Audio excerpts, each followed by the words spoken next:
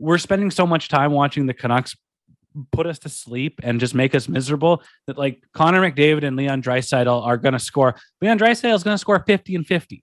Yeah. Everything like amazing things are happening. And we put the call out saying, hey, is there a team that we should cover?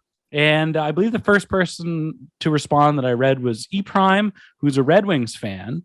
And he said, talk about the dang Detroit Red Wings, which is what we're going to do. Let's talk about a man with a plan, a man who very evidently in a time right after the summer had Elias Pettersson and Quinn Hughes in a Michigan bar and said, hey, within his grasp. In his grasp.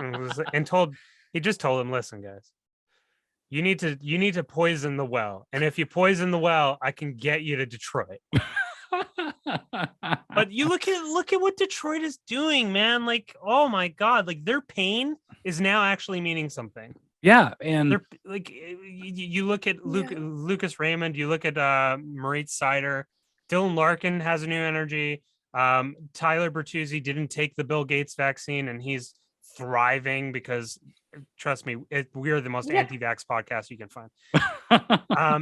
And you know, they have this platoon system with Thomas Greiss and Alex Nedeljkovic and Troy Stetcher's like sometimes getting healthy scratch, but it's fine. And you just said that they have this plan.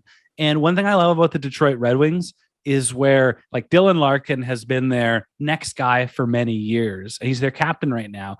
But Steve Yzerman's been pretty vocal and open, being like, hell, this rebuild might take a couple more years. We might have Dylan, you might have to be expendable because, you know, we need to get the most for you out of this. You know, it's like other teams that don't have plans when they're talking about players that, you know, maybe have 1 or 2 years left in their prime. They're looking at guys like Dylan Larkin and being, listen, you're amazing. It's like he's their Gerard Gallant, who was this dominant point producer and goal scorer for the Red Wings in the 80s and early 90s. And it's like, well, shit, we're not ready yet, so we're going to trade you. Steve Yzerman has a plan. He knows it's going to take long. Nothing is hot-shotted. And no one's going to rip him off on a deal. And I told you guys this before. No one's calling up Steve Yzerman and pretending that he's an idiot. No. They're calling, knowing that he's smarter than them. Yeah. Yeah. And you like the Anthony Mantha trade, like Jakub Vrana is, I believe, still injured. You look at that deal. Trades Anthony Mantha for Jakub Vrana, I believe a first and a second. Mm-hmm. You look at JT Miller, and I know we're not talking about the Canucks, but any team like that is in a situation where they need to move an proven asset down. Right. Is usually looking at like, we're going to take a first and a third.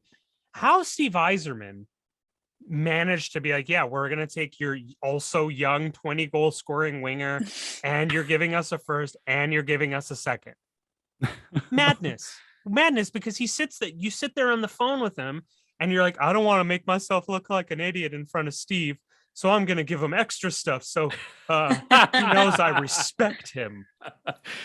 And it's exactly the case for all of those deals he's making. And he's just acquiring the right type of players at the right time. Nedeljkovic and I can never pronounce his name, but yeah, Thomas Greiss. No, the first name. Nedeljkovic. Yeah. They're playing fine. This is a Red Wings team. Like, again, it was one of those short-sighted previews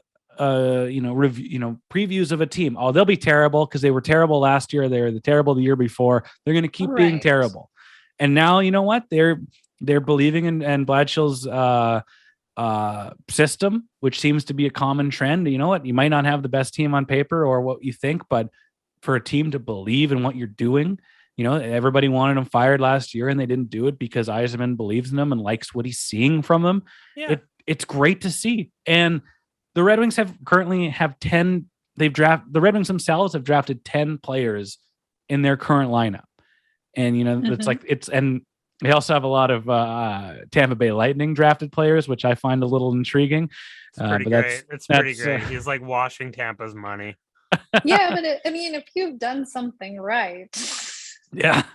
Well, yeah. I mean, you look at Detroit, and I believe they also acquired Nick Leddy from the Islanders. Yep. So he's, Steve Yzerman's saying to himself, okay, I'm going to also acquire players from cash strapped teams that aren't necessarily going to be anchors, but they have short enough term and high enough cap hit where I can acquire an asset for next to nothing that's going to help my team, not hinder them, but also not going to leave me with so much term left on a deal where it's going to be a hindrance. Like it's Right. I said, like, I keep talking about it, like the being an NHL GM is running a franchise not easy, but some people make it seem so much harder. Yeah. Like stuff that you see, it's a copycat league. You see other people doing it. There's no rules on telling you can't do that. There's no one saying, like, why do you have to be like, I have to make my own system and I have to do. No, just copy Steve. See what do what Steve's doing. Just do what Steve's doing. Hire a smart guy to answer the phone for you. This is Lawrence for I don't know, the guy that we're not talking about that team anymore, but you get a Lawrence Gilman, you answer the phone, you try to sound as smart as you can. I have a brilliant thing. Yeah. The amount of money, guys, we could make.